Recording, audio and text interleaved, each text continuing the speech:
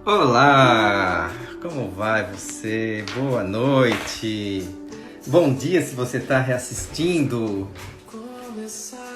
Hoje a nossa live é um tema voltado ainda para a maternidade, só que o ponto de vista das mães. O nosso convidado de hoje, palmas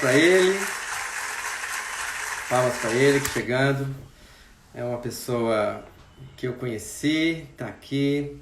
Carinho, eu convidei para dividir a tela hoje comigo, porque é uma pessoa que eu considero e respeito. É esse aí, ó. Fala, queridão, tudo bem? Tudo beleza? Considero e Maravilha. respeito você, viu? Hã?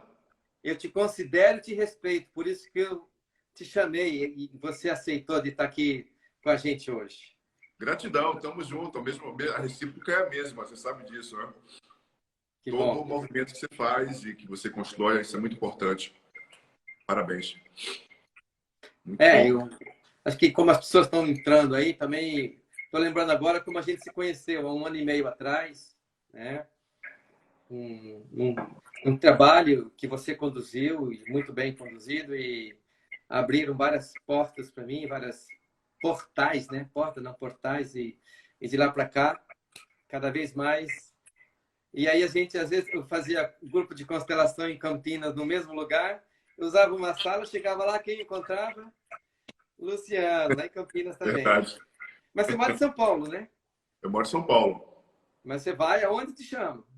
Eu faço Europa, América do Sul, América Central, Ásia, Brasil inteiro. Eu viajo o mundo inteiro. Minha casa, eu sempre brinco, minha casa é um avião, né? Eu sempre vou e... Bom, falta vir para Nova Zelândia. Você sabe que eu cheguei aqui na Nova Zelândia e aí tem uma praia aqui do lado de Monte Maunganui chamada Papamoa. E lá tinha um tipo de um final de dia, uma exposição com food truck, as pessoas com música ao vivo. A gente foi lá, a minha filha estava com uma asinha de borboleta, correndo para lá e para cá. De repente eu vejo ela com uma menina. Cara, todo mundo escutando aquelas músicas, sentado na grama, cadeirinha, comendo as coisas, ninguém agitando. Depois eu vejo duas crianças correndo, dançando, pulando. Eu falei, eu acho que é brasileira. Ela encontrou uma menina, mais ou menos, um pouquinho, tem 6 anos, poucos, correndo com uma asa de borboleta, as duas brincando. Bom, fomos conhecer os pais dela, e aí são brasileiros, e eles falaram, nossa, você faz constelação, tal, preciso apresentar você. Não deu outra. Teve uma pessoa que falou, nossa, nós estávamos querendo um constelador brasileiro aqui e tal. Uma semana eu estava com um grupo já de brasileiros aqui na Nova Zelândia. Que Como, legal, muito bom. como as portas abrem quando a gente É, está no lugar certo, na hora certa, né? é, É isso aí. é. Você escutou a música que eu estava cantando ou não? Eu tenho um pedacinho dela. Começar de novo do Ivan Lins. Tá. E tem tudo a ver um pouquinho com o que nós vamos falar hoje, que é um momento de recomeçar, Uhum, mas com novos valores, né? uhum. E o tema proposto, a gente tem trabalhado, e essa semana, no transcorrer dessa semana, estou lançando aí um curso online, gratuito, as Legal. pessoas estão fazendo, e eu toco muito na primeira aula sobre o tema da relação da filha com a mãe. Mas eu queria hoje olhar com você a perspectiva da mãe em relação ao filho. O que acontece com essas mães que engravidam e tem ali uma opção, uma possibilidade de, de viver algo diferente, né? Então, eu até separei umas imagens aqui para compartilhar com o pessoal. Uhum. Olha essa imagem aqui, não sei se... Ah, não dá para ler. É uma imagem tipo assim, meu filho preenche todo o lugar do meu coração, que eu nem sabia, preenche todo o vazio do meu coração, que eu nem sabia que estava vazio.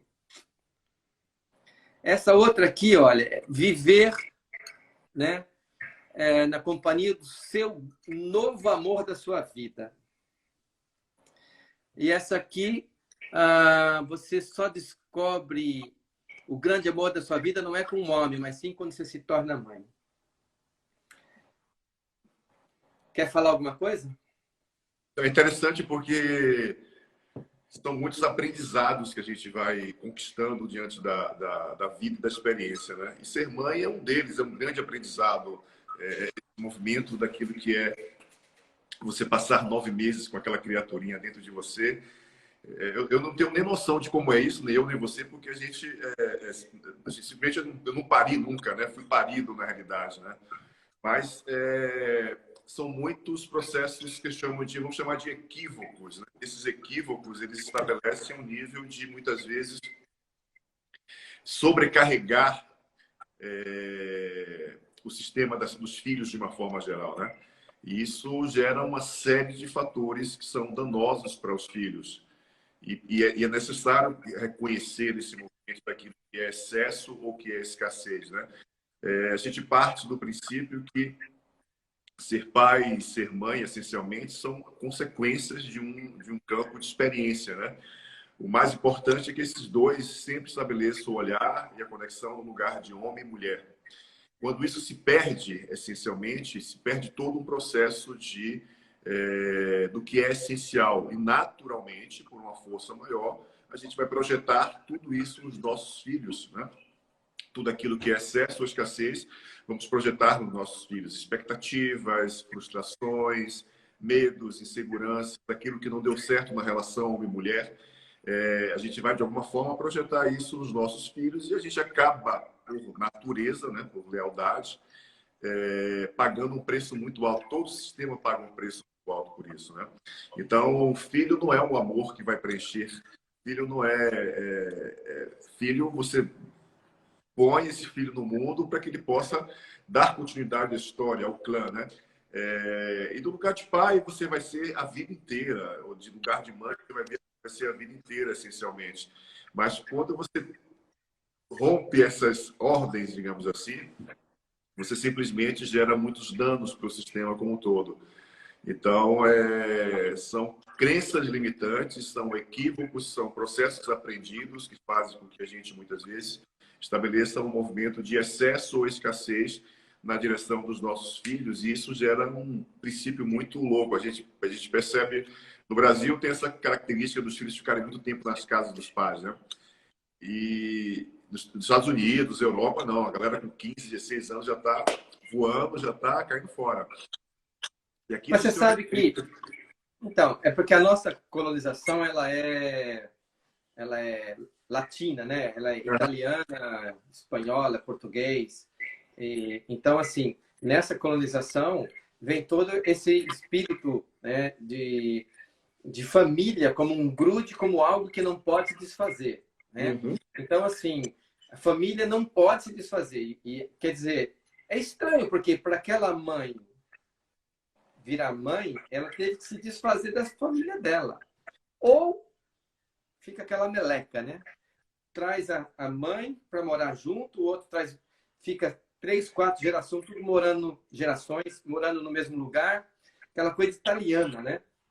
Então, isso eu acho que cria um dos pontos fundamentais é criar a condição de mãe. E a pessoa ela entra no papel de mãe, como se fosse, por exemplo, ela se torna professora e ela fica naquele papel.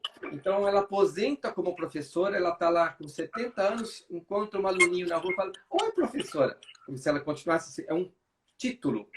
E a mãe, quais são os benefícios que ela conquista engravidando? Eu acho que vamos começar por aí. O que uma mulher ganha quando ela engravida? O que acontece no corpo dela, na mente dela, na alma dela, quando ela engravida e quando esse filho nasce? O que ela ganha? O que você acha, Luciano? Cara, existem vários ganhos e várias perdas, na realidade, né? Porque depende muito da forma como você vai estabelecer vínculo com essa criança, ou seja, de que forma que você está identificado com aquilo que é uma projeção, uma expectativa, um sonho, um desejo daquela criança, né? A gente percebe, por exemplo, que muitas mães desejam filhas mulheres, aí nasce um menino. Aí, de repente, desejam filhos homens e nasce uma menina, né? E todo esse processo de ser mãe, essencialmente, é todo um campo que é biológico e, ao mesmo tempo, é um campo totalmente baseado nas emoções, porque o corpo muda, as emoções mudam, a estrutura muda. Eu, por exemplo, adoro ficar perto de mulheres grávidas, porque elas irradiam uma luz assim tão grande, né? Dá uma sensação de doçura, de ternura, de amorosidade. A gente sabe que se aumenta bastante a ocitocina. A ocitocina é o hormônio do amor e é essencial para o período do nascimento, por exemplo, né? Então, todo um campo de metabólico hormonal e neuronal, isso vai estabelecendo, vai pipocando e vai gerando muitas sensações diferentes, né? Novas sinapses, inclusive. Exatamente. Então, todo esse campo de experiência, ele é único e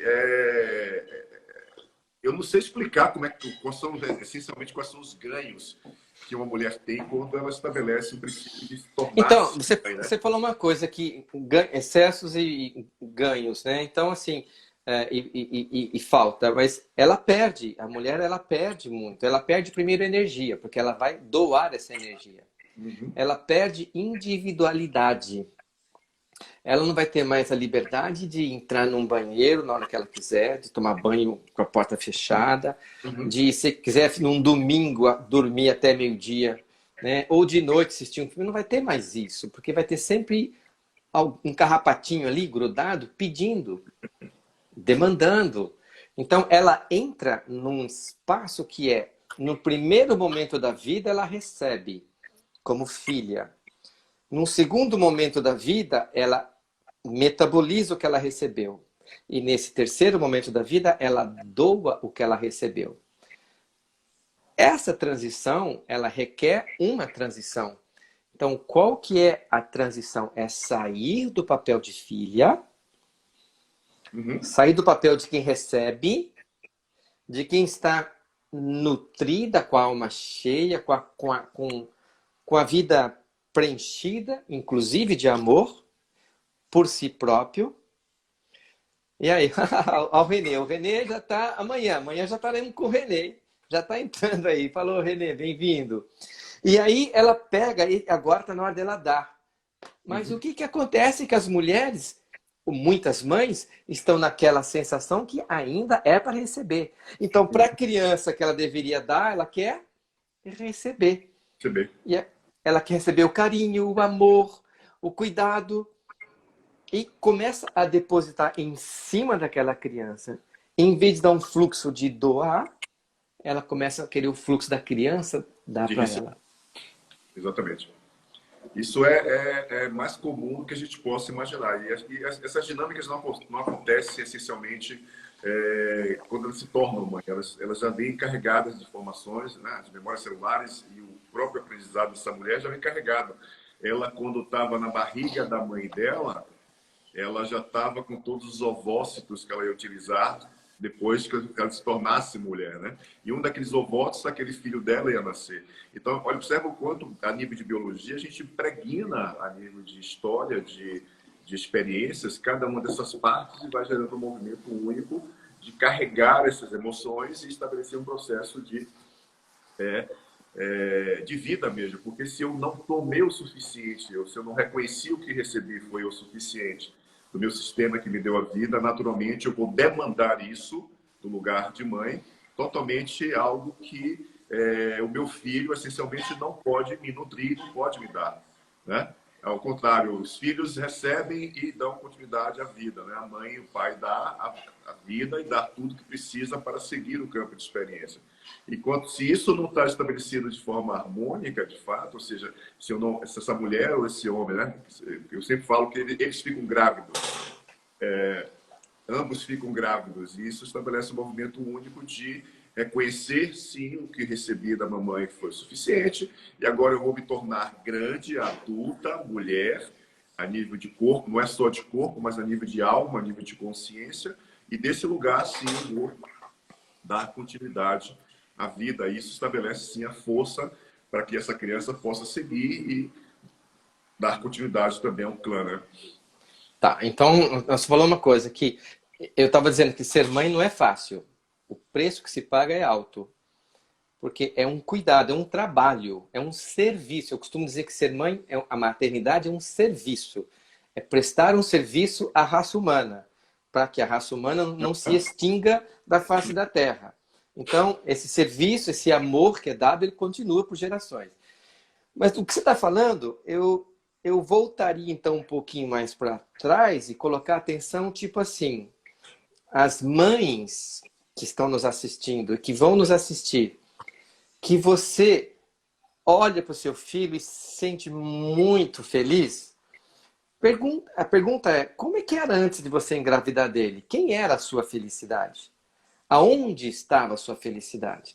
Então, a felicidade da pessoa ela pode estar no passado, em uma pessoa, pode ser na mãe, pode ser no pai, no avô, pode estar numa casa, numa viagem, sei lá, no dinheiro. Ela pode estar em algum lugar, essa felicidade, ou estar dentro dela.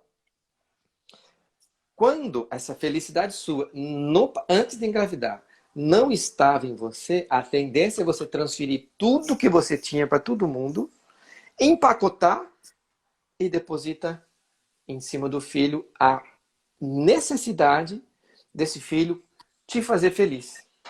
Então, isso a gente vê, por exemplo, tem criança que não quer comer alguma coisa. E a mãe quer que ela coma. Para a mãe ficar bem, não porque a criança está precisando. E aí a criança sabe que quando ela come, a mãe fica feliz. Então, às vezes, a criança vai comer para fazer essa mãe feliz, que é uma falsa felicidade. Então, aquilo que era para ser algo gostoso, transferência de amor, transferência de cuidado, se torna uma cobrança para aquela criança corresponder à ideia, né? O projeto, como você falou, de filha da cabeça dessa mãe. Isso gera uma situação de cobrança, de peso em cima dessa criança. Você não acha? Total conflito e adoecimento. Desde o ato da concepção, que é um ato sagrado, ou seja, ali eu considero que é o amor maior, e a gente vai, de alguma forma, do ato da concepção, vai materializando, vai constituindo o corpo, né? Vai se afastando do que é essencial, que é a própria vida, e cada vez que a gente vai se afastando desse lugar, a gente vai estabelecendo um processo de se perder diante da nossa própria história, do nosso próprio destino, da nossa própria escolha, porque a gente vai ancorando as partes, né? Ou seja, os destinos que vêm do meu pai e da minha mãe, essencialmente. Só que eu sou nutrido durante 9 meses constantemente pelas emoções da minha mãe, não só os nutrientes dela, mas as emoções da minha mãe, né? Por volta lá de 4, 5 meses, a gente começa, de fato, a produzir na baía de mielina muitos neurônios. E vai colocando neurônio em todo o sistema cerebral e também na coluna vertebral. E, geralmente, as mães estão num nível de expectativa, de ansiedade, de emoções diversas, e isso vai desencadeando todo um processo hormonal que a criança vai se alimentando e vai estabelecendo também sintomas diversos. Por exemplo, a criança mexe e simplesmente a mãe se lembra da criança, né? Porque ela estava na correria ali, né? Vai para cá, corre para lá. Exatamente. Só que aí, essa mãe, possivelmente, está vivendo uma emoção que não é saudável, por algum motivo, né? E, de repente, aquela criança simplesmente começa a gerar inconscientemente uma consciência corporal de que, quando ela mexe, a mamãe fica triste. E aí ela fica parada o tempo inteiro dentro do sistema do útero, né? Estabelecendo movimento. Isso é a fase que a gente desenvolve, a fase esquizoide, inclusive. Todo um campo de experiência que vai ser desenvolvido e vai ser traçado como importante. O ato da concepção, gestação, nascimento, primeira infância, de 0 a 7 anos, né? Então, todo esse movimento é essencial porque eu considero, por exemplo, o aspecto da alimentação que a gente recebe da mamãe como princípio sistêmico, como um aspecto de nutrição, ok? Então, a nutrição é um aspecto relacionado à alimentação. Então, os transtornos obsessivos compulsivos alimentares desenvolvidos por toda criança, consequentemente por todo adulto, vem dessa dinâmica da relação inconsciente da nutrição, emoção que a gente recebe.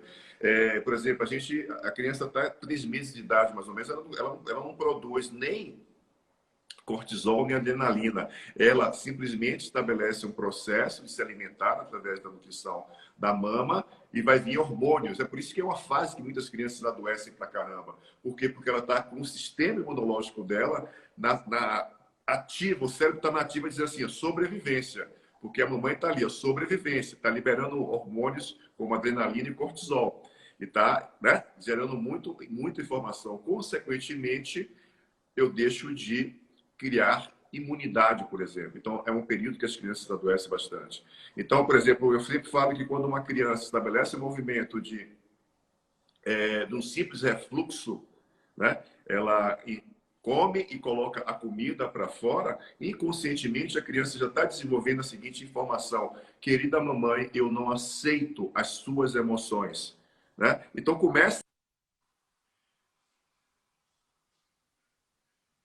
a anorexia, ela tem uma ligação profunda de uma autoimagem totalmente... ela se olha no espelho e vai dizer: uau, eu não existo. Né? Eu só vejo a autoimagem da minha mãe em mim. E geralmente é desencadeada por uma mulher, mãe, que estabelece uma dificuldade de relacionamento com o homem, pai, e que projeta nessa criança uma necessidade de viver. E essa criança simplesmente vai criar uma autoimagem de que o corpo dela está ok, mas o comportamento dela age de uma forma totalmente diferente. E ela vai desenvolver anorexia acompanhada de bulimia, por exemplo, ou só a bulimia, né? Então, os transtornos alimentares, eu conecto, sempre digo que o ato de mastigar ao ato de evacuar é uma característica sintomática muito conectada como base inicial às dinâmicas que nós, filhos, desenvolvemos com a nossa mãe. Então, se a gente parte desde o princípio reconhecendo que a importância de que toda gravidez, por exemplo, de que todo o processo da conexão simbiótica, né, dessa díade que existe entre mãe e filho, ela é estabelecida de um lugar muitas vezes distorcido. E esse lugar distorcido é justamente o princípio daquilo que faz com que uma mulher se torne mãe do lugar de criança inconscientemente. Isso gera um princípio louco, porque como que uma criança vai cuidar de outra criança, né? Eu, por exemplo, então, eu nasci, minha mãe tinha 17 anos. Uhum. Eu nasci com 10 meses, um mês a mais do que o normal, digamos assim. Com a cabeça Bom, espera um presa. pouquinho, espera um pouquinho. Você baiano, vamos dar um desconto, vai. Sério? Eu nasci com a cabeça presa aqui, fui buscar o calor do coração dela, né? Porque quando a criança se mexe, naturalmente o útero fica sem bombear sangue, fica um ambiente frio. Então a criança vai gerar um movimento de estabelecer, porque ela está se nutrindo de muitos hormônios nocivos, excesso, né? Isso gera inclusive uma cronicidade no sistema neuronal da gente, e a gente já nasce com a necessidade de sobrevivência. E aí, hormonalmente, o pau come, né? E a gente vai adoecer por excesso de hormônios diversos. É por isso que as crianças, por exemplo, têm um nível muito forte de adoecimento aspectos gripais, virais. Né? Mas você sabe o seguinte, isso daí tem... Bom, como médico, eu posso dizer para você que tem muitos vieses, né? Por exemplo, minha filha tem 4 anos e 10 meses e nunca teve isso. Nunca ficou doente. Não quer dizer que ela é melhor que outra, mas aí entra também a alimentação da mãe, entra contato em clima, entra uma série de questões, é lógico. Mas a criança não deveria nascer e ficar doente. E outra coisa, as crianças nascem na hora do parto, eu sei isso porque como obstetra eu vejo isso na hora que nasce, ela já recebe um shot de uma vacina hepatite B. Isso é uma agressão ao sistema imunológico da criança, né? Então, ela é agredida de vacinas, de medicações. Então, assim, esse adoecimento da criança, ele tem. Mas vamos voltar para a mãe, que eu acho que é o nosso tema principal. Enquanto estava falando, me veio uma ideia, né? Assim, uma imagem que... uma das crises que está acontecendo agora com isso é a crise financeira, né? A Bolsa de Valores caiu estava com 120 mil pontos, foi para 70 mil pontos. E o que as pessoas fazem? As pessoas gostam de investir em algo no presente, para um dia, o dia que eu precisar, eu vou usar. Então, filho, muitas vezes, para as mães, é um investimento de amor. Eu vou dar amor para essa figurinha aqui, porque um dia ela vai crescer. E um dia eu vou ficar velha. No dia que eu ficar velha, essa menininha aqui vai cuidar de mim. Então, eu vou dar muito para ela, que é a história da Rapunzel, a gente vê, né? eu estava até falando antes, até no meu Instagram tem lá um pedacinho do filme da Rapunzel. Aquela mãe dela, a mãe malvada, que abusava dela, mantinha ela na torre, cuidando dela. Por quê? Porque ela usufruía disso. E porque ela precisava de... E a filha não conseguia sair dali por causa desse sentimento de culpa, né? Então, a culpa prendendo a não posso deixar minha mãe. Ah, minha mãe é coitadinha. Minha mãe não sei o que. Então, a mãe investiu num filho para ganhar no futuro. Que é um processo que, repetindo, o que a mãe dela provavelmente fez com ela. E aí ela se sente presa à mãe, não conseguiu ser filha da mãe e também não consegue ser mãe. Ela vai querer que alguém cuide dela como ela cuida da mãe. Então, a maternidade como um processo de investimento, de garantia de um futuro melhor, de uma segurança no futuro. Cara, isso é louco, porque são muitas variáveis que a gente observa diante de cada sistema tem uma dinâmica diferente, né? Então, por exemplo, aquela mãe que estabeleceu um processo de dizer na gravidez mais um filho, ou mais um filho desse homem, ou você vai ser a minha salvação para manter essa relação, ou você chegou numa hora onde eu estou em crescimento profissional, ou você vai me atrapalhar, ou que bom que você está chegando, porque eu vou poder olhar para a minha criança através de você. E aí ou estou quase me separando do seu pai. Exato.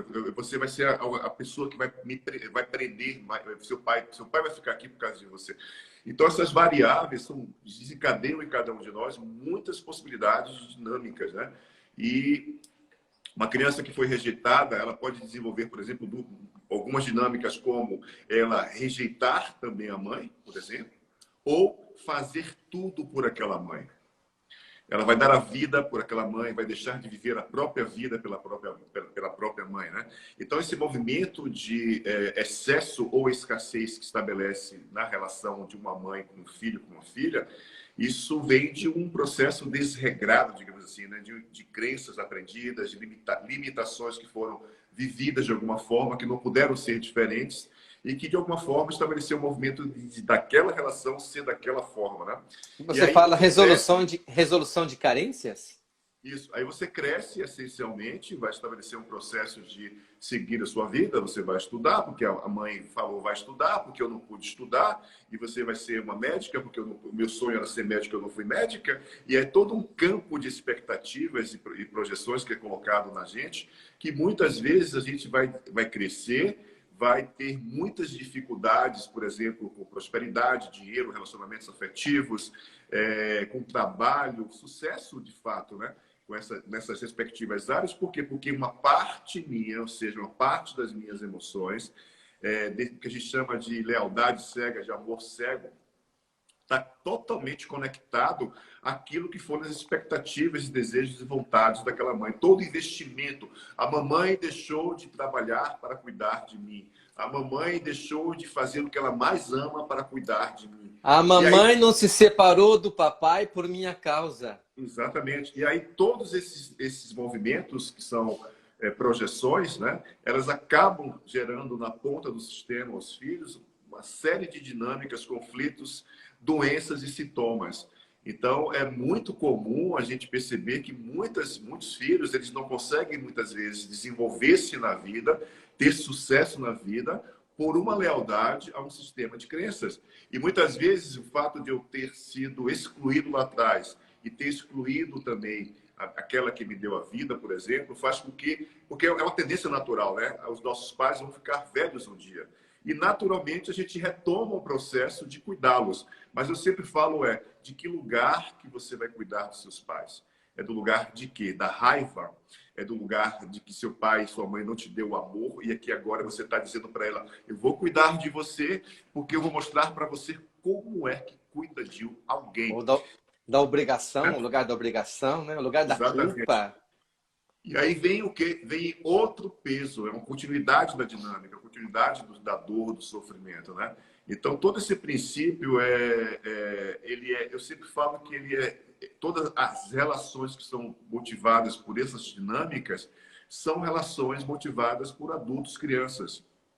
Porque a forma que nós temos de acessar a história de uma forma geral é através da nossa criança, ou seja, da história da nossa criança.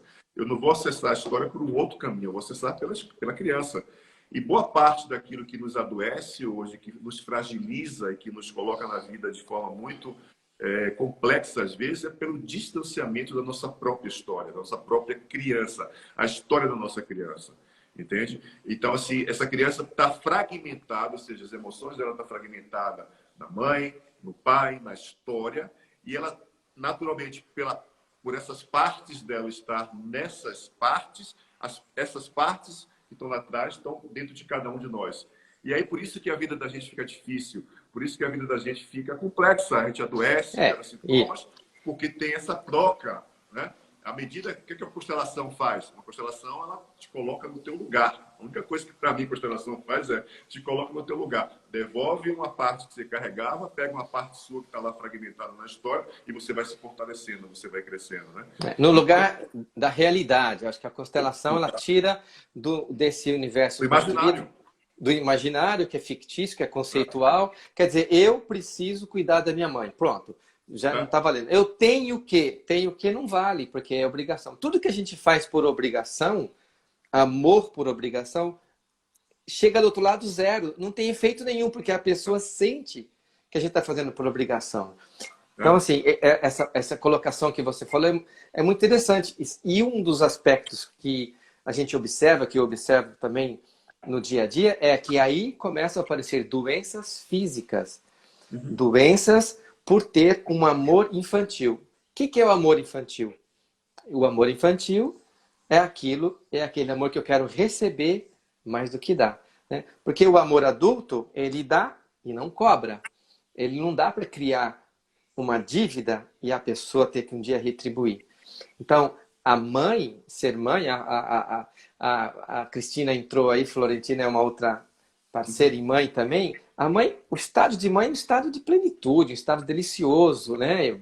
Eu não sei se você sabe, mas eu já acompanhei mais de 2.000 partos, inclusive mais de 200 partos fora do hospital. Então, assim, nessa história, eu já vi muita gente, muitas famílias, e as mães, como chegam no pré-natal, como elas chegam com aquela barriga, e aí começa a acontecer um fenômeno que atinge e afeta o casamento de muita gente, que é quando uma mãe engravida, o amor que ela antes dava para o homem, ela não dá mais. Ela já começa a direcionar para a criança.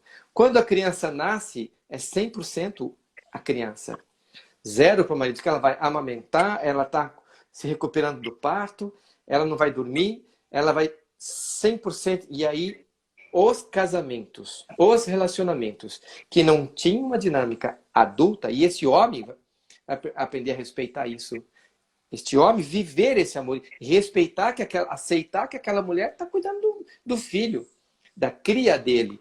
E aí, e saber que um dia essa mulher vai voltar a tê-lo como primeiro.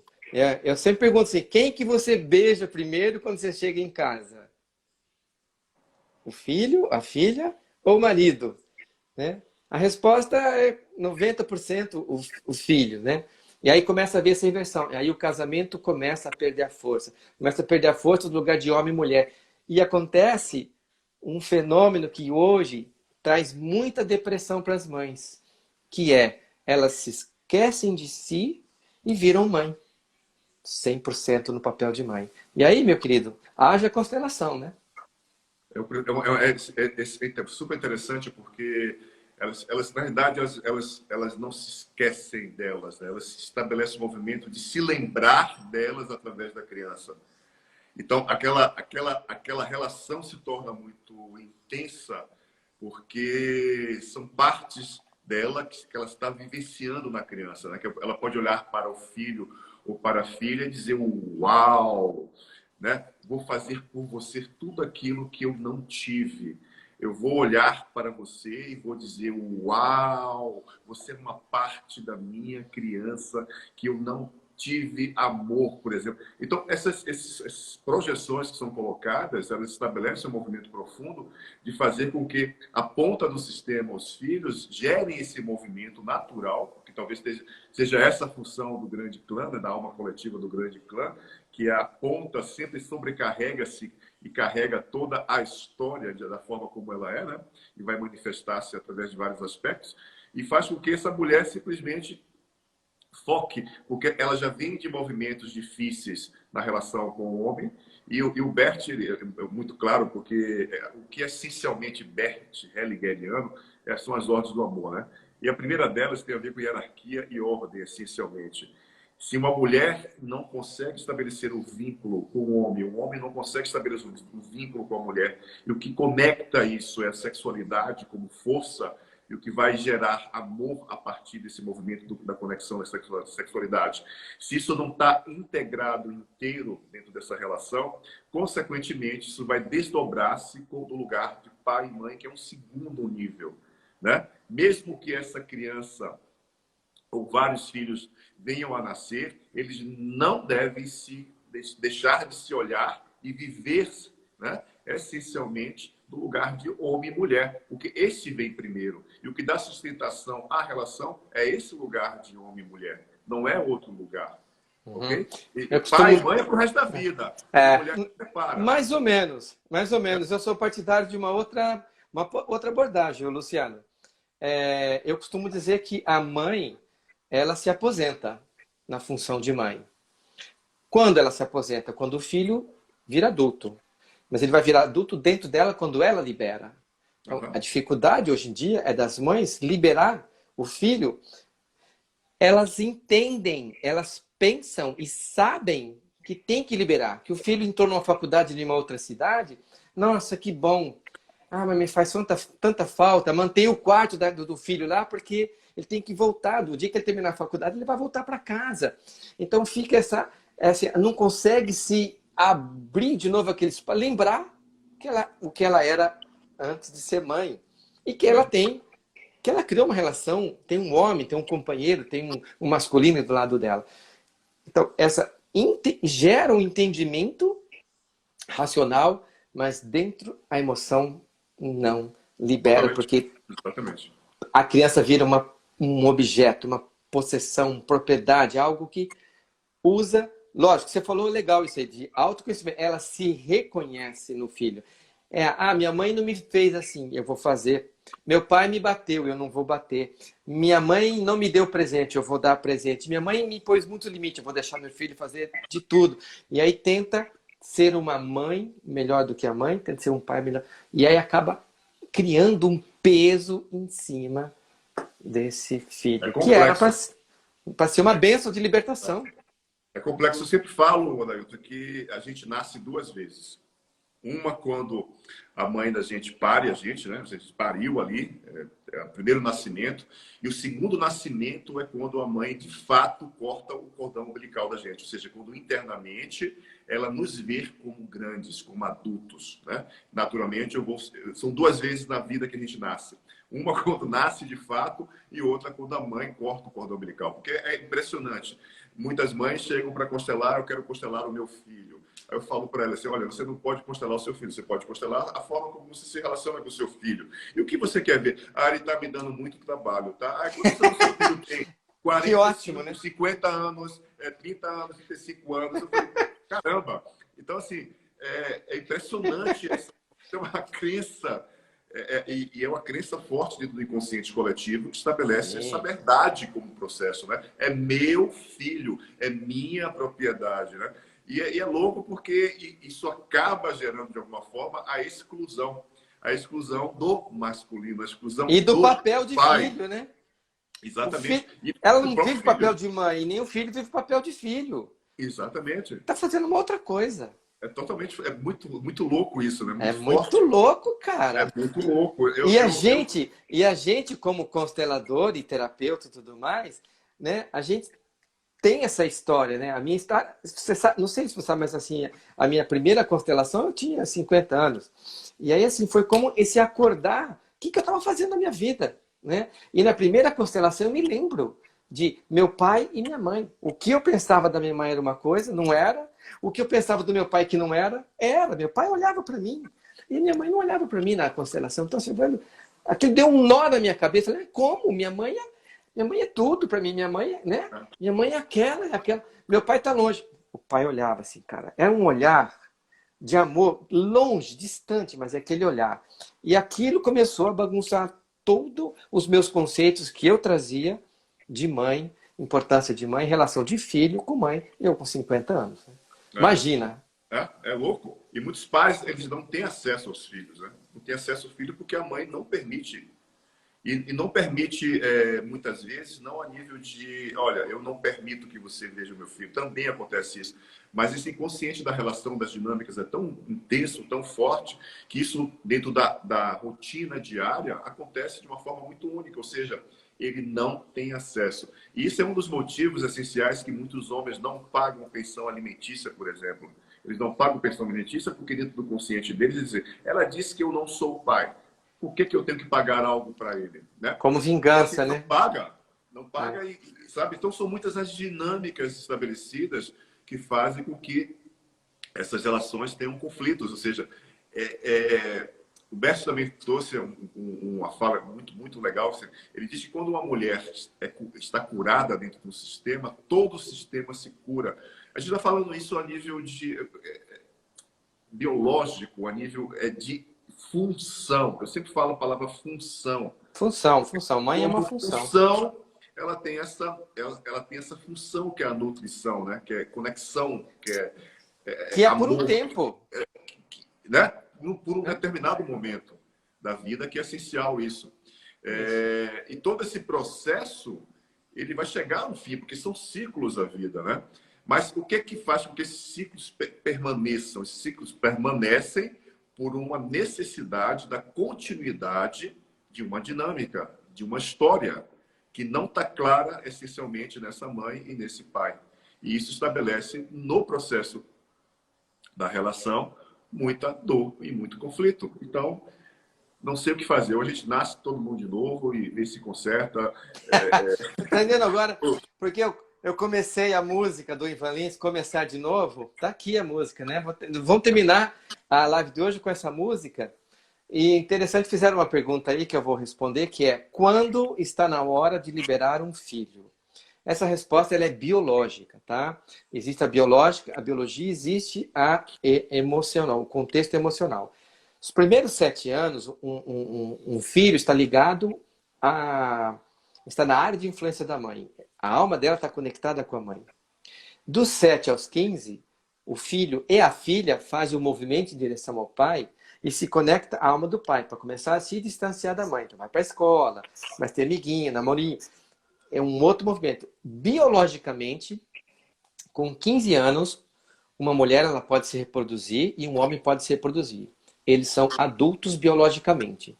Entre 15 e 20 anos, até aparecer o dente do siso, existe a maturidade emocional e espiritual. Então, a partir de 20 anos, um homem e uma mulher, eles têm autonomia. Até às vezes 18, 17. Nos Estados Unidos é 16.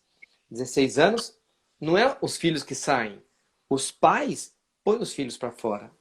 Na Alemanha, 15, 16 anos, vai morar na sua casa. Vai lavar roupa, vai trabalhar, vai entregar jornal, vai trabalhar não sei o quê, vai se virar. Então, e aí a resposta é, e isso acontece no reino animal. Os leões, o pai expulsa o filhote. A mãe expulsa os filhotes, que não precisa mais de mãe, de pai, tá adulto, um marmanjo lá. Então, 15, 20 anos no máximo, um filho é adulto. Não dê mais. Quanto mais você ajudar, mais você tira força e mais você enfraquece o seu filho. Estamos acabando já, né? Eu também tô achando, hein, cara? Estamos chegando no finalzinho. Vamos dar uma mensagem para essas mães que estão... Você vai falar uma coisa, depois eu falo.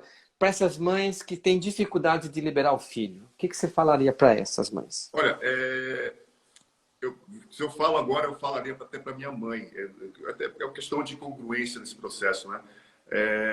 A minha mãe até hoje ora por mim, por exemplo. Né? Até hoje ela ora, porque é visceral esse movimento, né? E na cabeça dela, eu não cresci ainda. Na cabeça dela, ela acha que eu ainda faço algumas coisas que eu não deveria fazer, que eu falo algumas coisas que eu não deveria falar, que eu sigo alguns caminhos que eu não deveria seguir. Ela está sempre naquele movimento de cuidado. Eu chamo isso de cuidado.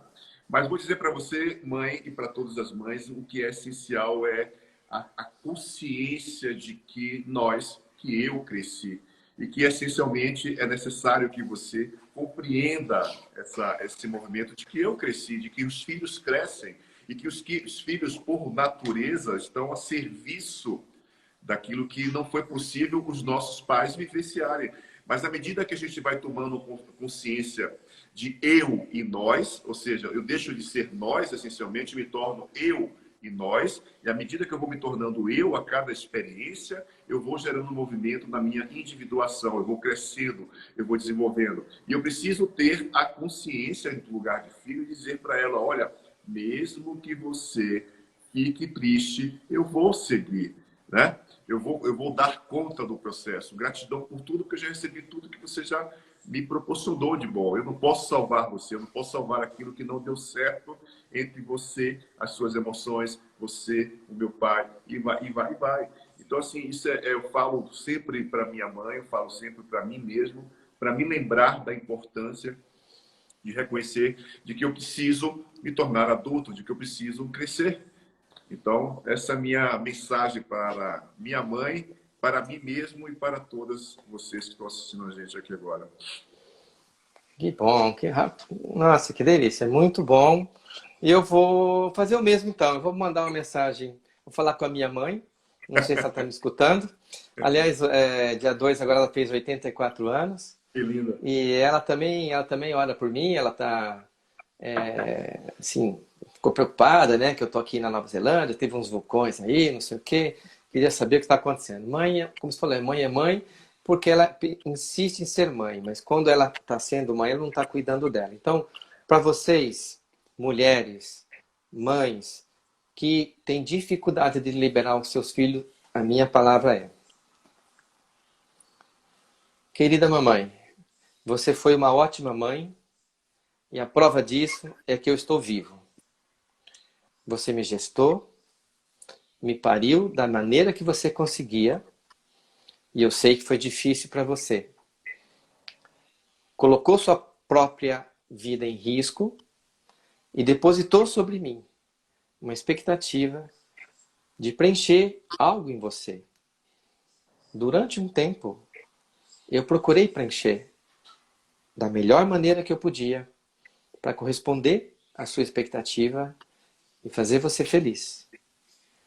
Mas hoje eu cresci e olho para tudo isso e tomo esse seu amor e saio desse lugar que eu fiquei durante tantos anos para preencher algo em você. Porque não sou eu que vou preencher, é você que vai preencher da maneira que você quiser, se você quiser. Quanto a mim, eu honro este amor, este cuidado, essa nutrição que você deu para mim, levando adiante este amor, a minha vida e fazendo algo melhor, o melhor que eu posso hoje, como homem, como marido, como pai, como profissional e como indivíduo. Só tenho te agradecer, mas não espere mais de mim, que eu não vá te decepcionar.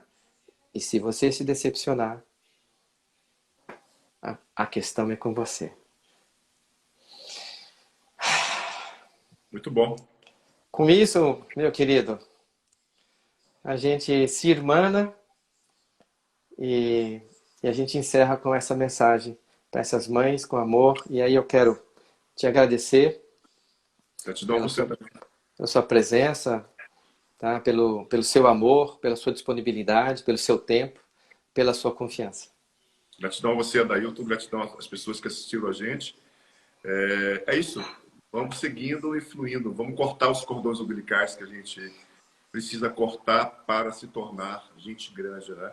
E poder olhar para eles de um lugar seguro. Adulto. Adulto, mesmo que você tenha que cuidar de seus pais na velhice, é possível sim estabelecer esse movimento de cuidar do lugar de filho. Cuidar sem ser salvador. E é essencial para que a relação no final seja saudável e leve. Quer dizer, quem corta o cordão umbilical é você. Somos nós, os filhos. As mães não vão vender barato. Nunca não. E, aliás, amanhã nós vamos falar com o Renê sobre a culpa, né? Sobre esse papel do Salvador. Nós vamos conversar sobre isso. Como cortar esse negócio, cara. Você não perdi essa live, porque o Renê e o Aldair possivelmente vão fazer uma live maravilhosa. Eu conheço o Renê é maravilhoso. Tem uma pegada muito legal para lidar com esse tipo de tema também. Bom tema. Beijo no coração, meu amigo. Meu irmão. A gente se vê pela vida. Um abraço, Deus. Fica com Deus. Noite. Gratidão, irmão. Tchau, tchau. Amém. Tchau, tchau. Amém. Tchau, tchau. Tchau, tchau.